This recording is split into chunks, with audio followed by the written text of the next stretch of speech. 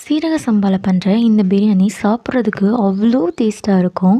இன்றைக்கி திண்டுக்கல் ஸ்டைலில் சீரக சம்பா பிரியாணி எப்படி பண்ணுறதுன்னு பார்க்கலாமா? இப்போ ஒரு பேனில் 3 பிரிஞ்சி இலை, 4 பட்டை, 4 ஏலக்காய், அதோட 3 கிராம்பு, கல்பாசி, அதோட 1/2 டீஸ்பூன் அளவுக்கு சோம்பு சேர்த்து கறியிறாமல் இதை நல்லா ட்ரை ரோஸ்ட் பண்ணிக்கலாம். இப்போ ஒரு மிக்ஸி ஜாரில் 10 சின்ன வெங்காயம், காரத்துக்கு ஏற்ற மாதிரி பச்சை மிளகாய் சேர்த்து நல்லா அரைச்சி எடுத்துக்கலாம். 1/2 கப் அளவுக்கு தேங்காய், 1/2 டீஸ்பூன் அளவுக்கு கசகசா சேர்த்து இது ஒரு ஃபைன் பேஸ்ட்டாக அரைச்சி தேங்காய் பால் எடுத்து வச்சுக்கலாம். இப்போ ஒரு பேனில் 4 டீஸ்பூன் அளவுக்கு எண்ணெய், 1/2 டீஸ்பூன் அளவுக்கு நெய், அதோட ஒரு ஏலக்காய், 3 பட்டை சேர்த்து நல்லா பொரிய விட்டுக்கலாம். அதோட நம்ம முதல்ல அரைச்சி வச்சுருந்த வெங்காயம் பச்சை மிளகா பேஸ்ட்டை இதோட சேர்த்து இதோட பச்சை வாசனை போகிற வரைக்கும் இதை நல்லா கலந்து விட்டுறலாம்.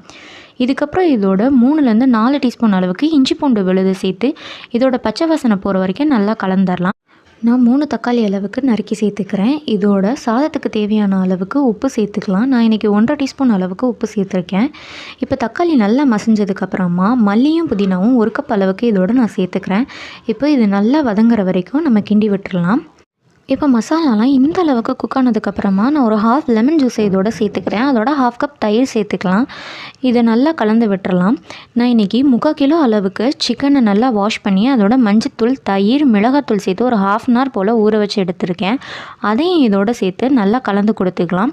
இதில் தண்ணி ஊற்றாமல் ஒரு 10 மினிட்ஸ் போல் மசாலாலாம் சிக்கனில் சாடுற மாதிரி குக் பண்ணி எடுத்துக்கலாம். இந்த அளவுக்கு சிக்கன் குக் ஆனதுக்கப்புறமா நான் 3/4 கப் அளவுக்கு தேங்காய் பாலை இதோட சேர்த்துக்கிறேன்.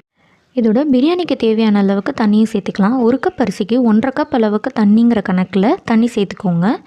தண்ணி நல்லா கொதிச்சு சிக்கன் நல்லா குக் ஆனதுக்கப்புறமா நான் ஒரு 20 மினிட்ஸ் போல் சீரக சம்பா அரிசியை ஊற வச்சுருக்கேன். நம்ம ஊற வச்ச அரிசியை இதோடு சேர்த்துக்கலாம். சேர்த்து நல்லா கிளறி விட்டுட்டு மூடி போட்டு 5 to 10 மினிட்ஸ் வரைக்கும் இதை நல்லா குக் பண்ணி எடுத்துக்கலாம். இப்போ இந்த கன்சிஸ்டன்சிக்கு வந்ததுக்கப்புறமா சுற்றி நெய் சேர்த்துட்டு இப்போது ஒரு தோசைக்கல்ல 5 to 10 மினிட்ஸ் வரைக்கும் நல்லா ஹீட் பண்ணிவிட்டு நம்ம தம் போட்டுடலாம். 15 மினிட்ஸ் தம் போட்டதுக்கப்புறமா நம்மளோட பிரியாணி ரெடி ஆயிரும். அவ்வளோதான், திண்டுக்கல் ஸ்டைல் சீரக சம்பா பிரியாணி ரெடி.